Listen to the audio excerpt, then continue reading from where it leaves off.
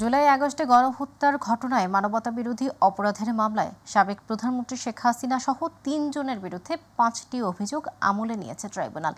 একই সঙ্গে এই মামলায় শেখ হাসিনা ও আসাদুজ্জামান কামালের বিরুদ্ধে নতুন করে গ্রেপ্তারি পরোয়ানা জারি করা হয়েছে। অপর আসামি চৌধুরী আবদুল্লাহ আল মামুনকে এই মামলায় শোন অ্যারেস্ট দেখানো হয়েছে। দেশের ইতিহাসে প্রথমবারের মতো এই বিচার কার্যক্রম গণমাধ্যমে সরাসরি সম্প্রচার করা হয়। বিস্তারিত শিমুল খানের রিপোর্টে। আদালতে শেখ হাসিনা সহ ৩ আসামির বিরুদ্ধে মানবতা বিরোধী অপরাধের অভিযোগ পড়ে শোনান chief prosecutor Mohammad Tajul Islam, prosecutor Abdul Sobhan Tarafdar, Mizanul Islam, যা গণমাধ্যমে সরাসরি সম্প্রচার করা হয়। শুনানি শেষে আন্তর্জাতিক অপরাধ ট্রাইব্যুনালের চেয়ারম্যান বিচারপতি মোহাম্মদ গোলাম মর্তুজা মজুমদারের নেতৃত্বে ৩ সদস্যের ট্রাইব্যুনাল আদেশ দেন। আগামী ১৬ জুন এই মামলার পরবর্তী দিন ধার্য করা হয়েছে। আসামি শেখ হাসিনা, আসামি আসাদুজ্জামান খান কামাল, আসামি চৌধুরী আবদুল্লাহ আল মামুনের বিরুদ্ধে মানবতা বিরোধী অপরাধের দায়ে ৫টি অভিযোগ তাদের বিরুদ্ধে আনা হয়েছে এবং ৫টি অভিযোগের ভিত্তিতে এই অপরাধকে আমলে গ্রহণ করা হয়েছে। তাদের বিরুদ্ধে নতুন করে গ্রেপ্তারি পরোয়ানা জারি করা হয়েছে। ১৬ই জুন আসামিদের উপস্থিতি এবং আসামিদেরকে গ্রেপ্তার করে হাজির করার জন্য নির্দেশ দেওয়া হয়েছে। যে এই বিচার কোনো প্রতিশোধের জন্য নয়, এটা হচ্ছে ভবিষ্যতের জন্য একটা প্রতিজ্ঞা এবং আগামী প্রজন্মকে নিরাপদ একটি বাংলাদেশ উপহার দেয়া। এদিন জুলাই বিপ্লবে সংগঠিত মানবতা বিরোধী অপরাধের অভিযোগে সাবেক প্রধানমন্ত্রী শেখ হাসিনার বিরুদ্ধে আন্তর্জাতিক অপরাধ ট্রাইব্যুনালে আনুষ্ঠানিক অভিযোগ দাখিল করা হয়। এর আগে গত ১২ মে জুলাই আগস্টের গণহত্যার ঘটনায় শেখ হাসিনার বিরুদ্ধে তদন্ত প্রতিবেদন দাখিল করেন তদন্ত সংস্থার কর্মকর্তারা। তদন্ত প্রতিবেদনে জুলাই আগস্টে গণহত্যার নির্দেশদাতা হিসেবে শেখ হাসিনার নাম উঠে আসে। শিমুল খান, ITV, ঢাকা। রাজনৈতিক দল হিসেবে বাংলাদেশ জামায়াতে ইসলামী নিবন্ধন অবৈধ ঘোষণা করে হাইকোর্টের রায় বাতিল ঘোষণা করেছেন আপিল বিভাগ। প্রধান বিচারপতি সৈয়দ রেফাত আহমেদের নেতৃত্বাধীন ৪ সদস্যের আপিল বিভাগ এ রায় দেন। জামায়াতে ইসলামী নিবন্ধন বাতিল করে ২০১৮ সালে ৭ ডিসেম্বর প্রজ্ঞাপন জারি করে নির্বাচন কমিশন। জামায়াতের প্রতীকের বিষয়ে নির্বাচন কমিশন সিদ্ধান্ত নেবে বলে জানিয়েছেন আইনজীবীরা। এদিকে বিকেলে সংক্ষিপ্ত রায় প্রকাশ করে তা পাঠানো হয়েছে নির্বাচন কমিশনে। আফজাল হোসেনের রিপোর্ট। দীর্ঘ আইনি লড়াইয়ের পর রাজনৈতিক দল হিসেবে বাংলাদেশ জামায়াতে ইসলামীর নিবন্ধন অবৈধ ঘোষণা করে হাইকোর্টের দেয়া রায় বাতিল করেছেন আপিল বিভাগ। নির্বাচন কমিশনকে অবিলম্বে এই নির্দেশনা বাস্তবায়ন করতে বলা হয়েছে। প্রধান বিচারপতি সৈয়দ রেফাত আহমেদের নেতৃত্বাধীন ৪ সদস্যের আপিল বিভাগ এ রায় দেন। এর মধ্যে দিয়ে দলটির আগামী ত্রয়োদশ সংসদ নির্বাচনে অংশ নেওয়ার পথ খুলল। বাংলাদেশ জামায়াতে ইসলামী আজকে বাংলাদেশের সর্বোচ্চ আদালতের রায়ের মাধ্যমে তার নিবন্ধন ফিরে পেল। পলিটিক্যালি মোটিভেটেড PIL বা রাজনৈতিক উদ্দেশ্যে দায়েরকৃত মামলার মাধ্যমে জামায়াতের নিবন্ধন কেড়ে নেওয়া হয়েছিল। বাংলাদেশের আগামী সংসদে ইন্টারেস্টিং এবং কনস্ট্রাকটিভ বিতর্ক হবে, যার মাধ্যমে ডেমোক্রেসি একটি স্থায়ী রূপ লাভ করবে। তবে জামায়াত ইসলামের প্রতীক দাড়িপাল্লা থাকবে কিনা সে বিষয়ে কোনো আদেশ দেননি দেশের সর্বোচ্চ আদালত। জামায়াতের প্রতীকের বিষয়টি নির্বাচন কমিশনের উপর ছেড়ে দিয়েছেন আপিল বিভাগ। আমরা মামলার শর্ট অর্ডার চেয়েছি। আমরা আশা করি আগামীকালকের মধ্যেই মামলার সংক্ষিপ্ত আদেশ আমরা হাতে পাব। এই সংক্ষিপ্ত আদেশ আমরা ইলেকশন কমিশনের কাছে অ্যাপ্রোচ করব। বাকিটা ইলেকশন কমিশন আইন অনুযায়ী অতি দ্রুত জামাতের নিবন্ধন এবং জামাতের প্রতীক বুঝিয়ে দিবেন, এটা আমরা প্রত্যাশা করি। আফজাল হোসেন, MyTV, ঢাকা। বিএনপি নেতা ইশরাক হোসেনের মেয়র ইস্যু ও বাংলাদেশ জামায়াতে ইসলামী নিবন্ধন দাড়িপাল্লার প্রতীকের বিষয়টি নির্বাচন কমিশনের উপর ছেড়ে দিয়েছেন আপিল বিভাগ। নির্বাচন কমিশনের সিনিয়র সচিব আক্তার আহমেদ বলেছেন, আদালতের পর্যবেক্ষণ ও নির্দেশনা অনুযায়ী এ বিষয়ে আইনগতভাবে ব্যবস্থা নেওয়া হবে। এখনো পর্যন্ত জামাতের নিবন্ধন এবং আপনার প্রতীকের ব্যাপারে মাননীয় আদালতের কোনো অবজারভেশন আমরা পাইনি। অবজারভেশন পাওয়ার পরে এ বিষয়ে আইনগতভাবে যেটা প্রযোজ্য সেই অনুযায়ী ব্যবস্থা নেওয়া হবে। সোমবার থেকে দ্বিতীয় দফার রাজনৈতিক দলগুলোর সাথে সংস্কারের বিষয়ে সংলাপ শুরু করবে জাতীয় ঐক্যমত্য কমিশন। এর মাধ্যমে জুলাই সনদ ঘোষণার পদক্ষেপ চূড়ান্ত পর্যায়ে উপনীত হতে পারে বলে জানিয়েছেন প্রধান উপদেষ্টার প্রেস সচিব আবুল কালাম আজাদ মজুমদার। এদিকে প্রধান উপদেষ্টার জাপান সফর সাফল্যমণ্ডিত ছিল বলে জানান প্রেস সচিব শফিকুল আলম। এস.এম. আরিফের রিপোর্ট। ডক্টর মোহাম্মদ ইউনুসের জাপান সফর ও সমসাময়িক বিষয় নিয়ে রাজধানীর ফরেন সার্ভিস একাডেমিতে সংবাদ সম্মেলন করে প্রধান উপদেষ্টার প্রেস উইং। প্রেস সচিব শফিকুল আলম জানান, এই সফরের মধ্য দিয়ে জাপানের জনশক্তি রপ্তানিতে নতুন দিগন্তের সূচনা হবে। এই সফরে তিনটা বিশেষ আউটকাম ছিল। একটা হচ্ছে যে অবশ্যই আমাদের সাথে জাপানের যে বায়োলেটারাল যে রিলেশনশিপ সেটা আরও গভীরতর, সেটা আরও স্ট্রঙ্গার হলো। আমরা আশা করছি এই জাপান ট্যুরের পরে অনেক বড় বড় জাপানিজ ইনভেস্টর বাংলাদেশে আসবেন এবং তাদেরকে সর্বাত্মক সহযোগিতা করা হবে বাংলাদেশে ইনভেস্টমেন্ট করার জন্য। আর তৃতীয় যেটা খুবই ইম্পর্টেন্ট দিক সেটা হচ্ছে যে জাপানের যে ম্যান পাওয়ারের যে মার্কেট, সেটা আমরা মনে করছি যে এই সফরের পরে এটা নতুন দুয়ার আমাদের জন্য খুলল। এ সময় উপপ্রেস সচিব আবুল কালাম আজাদ মজুমদার জানান, সোমবার থেকে জাতীয় ঐক্যমত্য কমিশন দ্বিতীয় দফায় রাজনৈতিক দলগুলোর সাথে সংলাপ শুরু করবে। আগামীকাল শুরু হবে দ্বিতীয় পর্যায়ের আলোচনা। মাননীয় প্রধান উপদেষ্টা এই আলোচনাটা উদ্বোধন করবেন, কিন্তু ওনার উদ্বোধনের পরও আলোচনাটা কন্টিনিউ করবে। আমরা আশা করছি ঈদের আগে আরও একবার দুবার আলোচনা হবে এবং ঈদের পরপরই হয়তো আবার নতুন করে আবার শুরু হবে এবং এই আলোচনাটা শেষেই ওনারা জুলাই চার্টার যেটা নিয়ে কাজ করা হচ্ছে সেই বিষয়ে একটা সুস্পষ্ট ঘোষণা দিতে পারবেন এবং খুব শিগগিরই হয়তো বা ওনারা আশা করছেন যে সেটাও স্বাক্ষরিত হয়ে যাবে। এক প্রশ্নের জবাবে নিক্কেই ফোরামে বক্তব্যে একটি দল ডিসেম্বরে নির্বাচন চায়, প্রধান উপদেষ্টার এমন বক্তব্যের ব্যাখ্যা দেন উপপ্রেস সচিব। বড় দলগুলোর মধ্যে একটি দল নির্বাচন চাচ্ছে, এটা মিন করে। এস.এম. আরিফ, মাই টিভি, ঢাকা। ডিসেম্বরের মধ্যে নির্বাচন দিলে অন্তর্বর্তী সরকার সম্মানের সঙ্গে বিদায় নিতে পারবে বলে মন্তব্য করেছেন বিএনপির স্থায়ী কমিটির সদস্য ডক্টর খন্দকার মোশাররফ। তিনি বলেন, সরকার ডিসেম্বরের পরে নির্বাচন আয়োজনে গেলে নানা প্রতিবন্ধকতা তৈরি হবে। জাতীয় প্রেস ক্লাবে বিএনপির প্রতিষ্ঠাতা জিয়াউর রহমানের ৪৪তম মৃত্যুবার্ষিকী উপলক্ষে আলোচনা সভায় তিনি এসব কথা বলেন। অন্যদিকে দেশের গণতন্ত্রকে বাধাগ্রস্ত করার চেষ্টা করা হচ্ছে বলে মন্তব্য করেছেন স্থায়ী কমিটির সদস্য অবসরপ্রাপ্ত মেজর হাফিজ উদ্দিন আহমেদ। ইলিয়াস মাতবরের রিপোর্ট। রোববার জাতীয় প্রেস ক্লাবে বিএনপির প্রতিষ্ঠাতা জিয়াউর রহমানের ৪৪তম মৃত্যুবার্ষিকী উপলক্ষে এক আলোচনা সভার আয়োজন করে সম্মিলিত পেশাজীবী পরিষদ। এ সময় বিএনপির স্থায়ী কমিটির সদস্য ডক্টর খন্দকার মোশাররফ হোসেন বলেন, ডিসেম্বর নির্বাচনের জন্য একটি উপযুক্ত সময়। ডিসেম্বরের মধ্যেই নির্বাচন সম্ভব এবং আমরা দাবি করেছি যে আপনি ডিসেম্বরের মধ্যে যেদিন সুইটেবল মনে করেন আপনারা ডেট ঘোষণা করেন।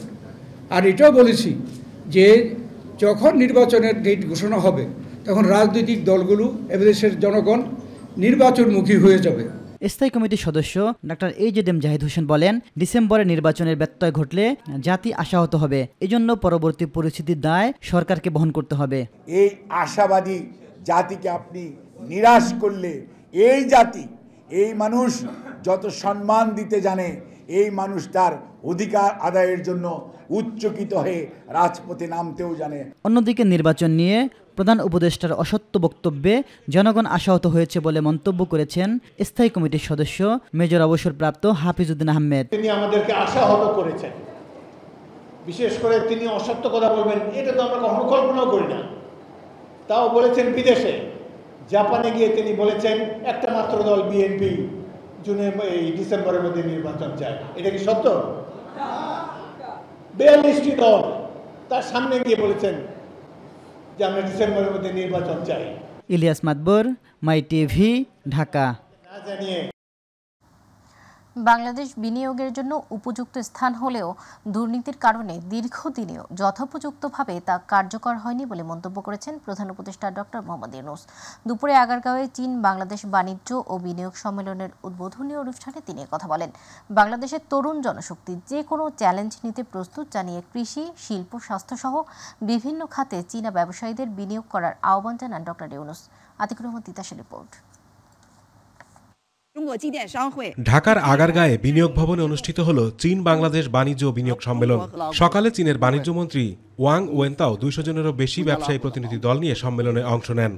বাংলাদেশ অর্থনৈতিক অঞ্চল কর্তৃপক্ষ বেজা এবং বাংলাদেশ বিনিয়োগ উন্নয়ন কর্তৃপক্ষ বিডার যৌথ আয়োজনে সম্মেলনের উদ্বোধনী অনুষ্ঠানে প্রধান অতিথি হিসেবে যোগ দেন প্রধান উপদেষ্টা অধ্যাপক মোহাম্মদ ইউনূস। এ সময় প্রধান উপদেষ্টা বলেন, বাংলাদেশের মোট জনসংখ্যার অর্ধেক তরুণ এবং তারা যে কোনো ধরনের চ্যালেঞ্জ মোকাবেলার জন্য প্রস্তুত। Half the population of Bangladesh, as you mentioned, is under the age of 26. That's amazing power for Bangladesh. And a very, very creative, very dedicated young people. Young people who can be trusted with all the challenges of business, all the challenges of the world. Bangladesh বিনিয়োগের জন্য উপযুক্ত স্থান হলেও দীর্ঘদিনও যথোপযুক্তভাবে তা কার্যকর হয়নি উল্লেখ করে প্রধান উপদেষ্টা বলেন, ছাত্র জনতা জুলাই গণঅভ্যুত্থানে সকল দুর্নীতি ও অব্যবস্থাপনাকে আস্থা করে নিক্ষেপ করেছে। The July uprising, led by hundreds of thousands of young people, brought an end to those days. They are committed to create new Bangladesh. And that is opportunity we got right now in history. So please be part of our history. বিডার মাধ্যমে নতুন নতুন বিনিয়োগের দ্বার উন্মোচন হবে উল্লেখ করে কৃষি, শিল্প, ফার্মাসিউটিক্যাল সহ বিভিন্ন খাতে বিনিয়োগ করতে চীনা ব্যবসায়ীদের প্রতি আহ্বান জানান doctor Yunus. As we embark on this journey together, I invite you to explore the extensive opportunities that Bangladesh offers, from textile and garments to pharmaceuticals, agro-processing, fisheries, jute, as you have mentioned, and information technology. Our sectors are ripe for investment and collaboration. I urge Chinese investors to make Bangladesh their home and their production hub.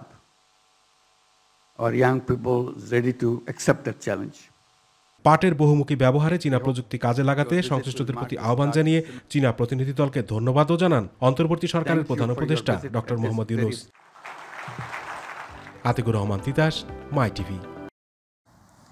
এবার আসন্ন ঈদুল আজহা প্রসঙ্গ। পবিত্র ঈদুল আজহা উপলক্ষে বিশেষ ব্যবস্থায় শুরু হয়েছে বাস, launch এবং ট্রেন যাত্রা। অফিস আদালতে ছুটি শুরু না হওয়ায় নেই তেমন যাত্রীচাপ। বিনা টিকিটে ভ্রমণ ঠেকাতে কমলাপুর স্টেশনে 3 স্তরের নিরাপত্তা বেষ্টনী তৈরি করা হয়েছে বলে জানান স্টেশন ম্যানেজার সাজেদুল ইসলাম। আরও জানাচ্ছেন রাকিব হাসান। আসন্ন ঈদুল আজহা উপলক্ষে বিশেষ ব্যবস্থাপনায় শুরু হয়েছে ট্রেনে ঘরমুখ মানুষের ঈদযাত্রা। তবে ঈদযাত্রার দ্বিতীয় দিনে কমলাপুর স্টেশনে ছিল না তেমন যাত্রীচাপ। প্রথম দিন নির্দিষ্ট সময়ে ট্রেনগুলো ছেড়ে গেলেও দ্বিতীয় দিনে দেখা যায় কিছুটা শিডিউল বিপর্যয়। বাসে তো অনেক ভোগান্তি, মানে অনেক জায়গায় স্টপেজ দেয়, জ্যামের মধ্যে আটকে যায়, এই কারণে ট্রেনে যাচ্ছি অনেক সুবিধা, কিন্তু আজকে ট্রেনটা একটু ছাড়তে লেট হচ্ছে। এটা সেফ এবং ফ্যামিলির জন্য খুবই উপযোগী এবং আরামদায়ক। এদিকে কিছুটা বিলম্ব হলেও নিরাপদ ভ্রমণ হিসেবে ট্রেনকেই বেছে নিয়েছেন নারীর টানে বাড়ি ফেরা ঘরমুখ মানুষগুলো। রাস্তার অবস্থা খুব একটা ভালো না, বৃষ্টি দিচ্ছে, রাস্তায় অনেক জ্যাম, তাই ট্রেনে মোটামুটি ভালো টাইমেই যাওয়া যায়। বাড়িতে যাইতেছি, আমার বাসা হইতেছে সিলেট, তো সিলেটে সবাই যাতে একসাথে পুরো ফ্যামিলির সাথে ঈদ আনন্দটা উপভোগ করতে পারি, এই জন্যই হইতেছে যাইতেছি। আমার বাবা, আমার মা, আমার আপু। কেমন লাগতেছে ঈদ করতে যাচ্ছ সবার সাথে? যাত্রীদের নিরাপত্তা এবং টিকিটবিহীন ভ্রমণ নিশ্চিত করতে কমলাপুর স্টেশনে তৈরি করা হয়েছে 3 স্তরের নিরাপত্তা বেষ্টনী। টিকিট ছাড়া কাউকেই প্রবেশ করতে দেয়া হচ্ছে না প্ল্যাটফর্মে। গতবারের মতো এবারও শতভাগ টিকিট বিক্রি হয়েছে অনলাইনে। যাত্রীদের নিরাপদ ও আরামদায়ক ভ্রমণ নিশ্চিত করতে রেলওয়ের পক্ষ থেকে নানা পদক্ষেপ নেওয়া হয়েছে বলে জানান কমলাপুর স্টেশন ম্যানেজার সাজেদুল ইসলাম। ঈদ যাত্রা সুষ্ঠু এবং নির্বিঘ্ন করার লক্ষ্যে বেশ কিছু পদক্ষেপ গ্রহণ করা হয়েছে। বিনা টিকিটের যাত্রী প্রতিরোধ এবং অনুপ্রবেশ রোধে 3 স্তরের চেকিং কার্যক্রম পরিচালিত হচ্ছে। এছাড়া যাত্রী সাধারণ যাতে ট্রেনের ছাদে ভ্রমণ করতে না পারে সেজন্য ব্যাপক প্রচারণা, সেটা স্টেশনে এবং ট্রেনে পিএস সিস্টেমের মাধ্যমে যাত্রী সাধারণকে সচেতন করা হচ্ছে। ঈদযাত্রার দ্বিতীয় দিনে লঞ্চ এবং বাস স্ট্যান্ডগুলোতেও ছিল না তেমন যাত্রীচাপ।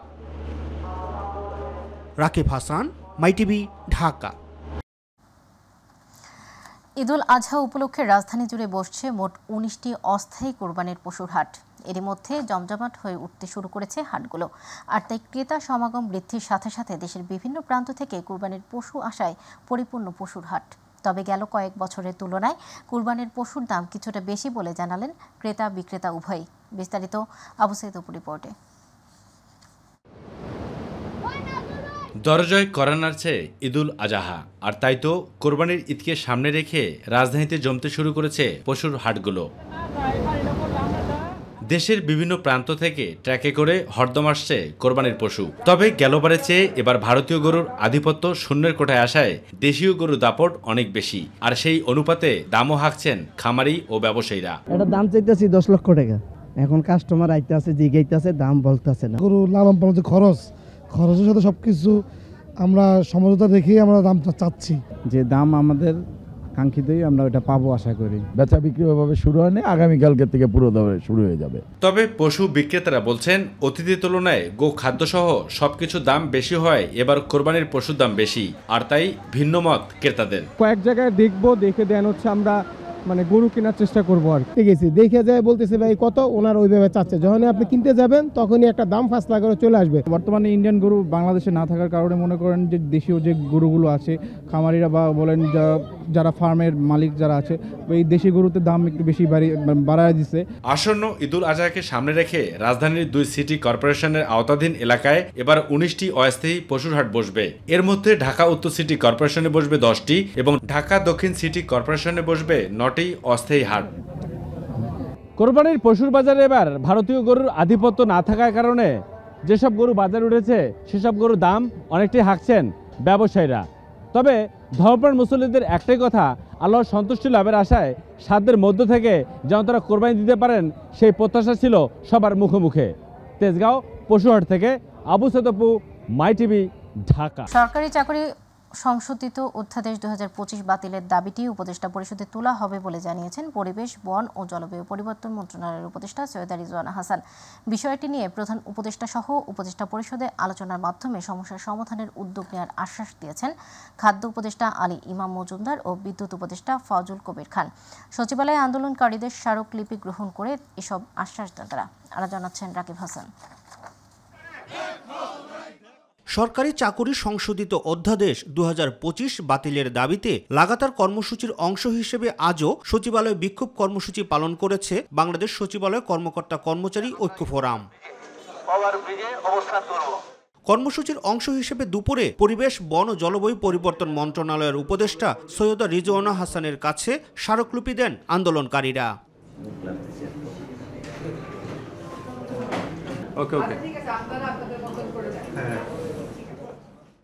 এ সময় উপদেষ্টার কাছে নিজেদের দাবি দাওয়াগুলো তুলে ধরেন ঐক্য ফোরামের নেতারা। এই আইনের কারণে আমার অনেক কর্মচারী, মহিলা কর্মচারী সবাই শঙ্কায় আছে যে আমাদেরকে দাস হিসাবে ব্যবহার করা হবে, দাস হিসাবে ব্যবহার করা হবে। নেতাদের বক্তব্য শুনে তাদের দাবিগুলো উপদেষ্টা পরিষদে তোলা হবে বলে আশ্বস্ত করেন সৈয়দা রিজওয়ানা হাসান। আপনাদের যে দাবিগুলো আছে এককভাবে তো কেউ এটার ব্যাপারে কোনো সিদ্ধান্ত নেবে না, এটা সম্মিলিতভাবেই সিদ্ধান্ত নিতে হবে যখন আমরা আবার উপদেষ্টা মণ্ডলীর বৈঠকে বসবো। তখন তো আমরা উপদেষ্টা মণ্ডলীর বৈঠকে যখন বসবো আপনারা যে কনসার্নগুলো বলেছেন সেইগুলো আমি অবশ্যই জানিয়ে দিব। এর আগে সকালে খাদ্য ও ভূমি উপদেষ্টা আলী ইমাম মজুমদার এবং বিদ্যুৎ, জ্বালানি ও খনিজ সম্পদ উপদেষ্টা ফজল কবিরের কাছে স্মারকলিপি দেন আন্দোলনকারীরা। স্মারকলিপি গ্রহণ করে বিষয়টি নিয়ে প্রধান উপদেষ্টা সহ উপদেষ্টা পরিষদে আলোচনার মাধ্যমে সমস্যা সমাধানের উদ্যোগ নেওয়ার আশ্বাস দেন এই দুই উপদেষ্টা। সচিব কমিটির রিপোর্ট সম্পর্কে আমি জানি, আপনাদের বক্তব্যটা আপনারা দিলেন, এটাও আমি শুনলাম। এরপরে বাকিটা আমি আশা করব যে আপনারা আইন কানুন মেনে আমার সচিবালয়ের যে কালচার, দীর্ঘদিনের যে কালচার, সেই কালচার অনুসারে করবেন। সচিবালয়ের কর্ম পরিবেশ আপনারা যথাযথ রাখবেন। রাকিব হাসান, মাই টিভি, ঢাকা। সরকারি চাকরি আইন সংশোধন অধ্যাদেশ 2025-এর কিছু ধারা অপপ্রয়োগের সুযোগ রয়েছে স্বীকার করে বিদ্যুৎ উপদেষ্টা জানিয়েছেন এই বিষয়ে সচেতন রয়েছে সরকার। দুপুরে সচিবালয়ের কর্মকর্তা-কর্মচারীরা ওই অধ্যাদেশ বাতিলের দাবিতে স্মারকলিপি দিলে এসব কথা বলেন তিনি। জানান, অধ্যাদেশটি রেখে কি ব্যবস্থা নিলে তা গ্রহণযোগ্য হবে সেটি উপদেষ্টা পরিষদে তুলে ধরবেন তিনি। এ সময় কর্মপরিবেশ ঠিক রেখে ও সচিবালয় সংস্কৃতি মেনে যে কোনো কর্মসূচি পালনের আহ্বান জানান ভূমি উপদেষ্টা। এদিকে অধ্যাদেশ বাতিলের দাবিতে আজও সচিবালয়ে বিক্ষোভ মিছিল ও সংক্ষিপ্ত সমাবেশ করে কর্মকর্তা-কর্মচারীরা।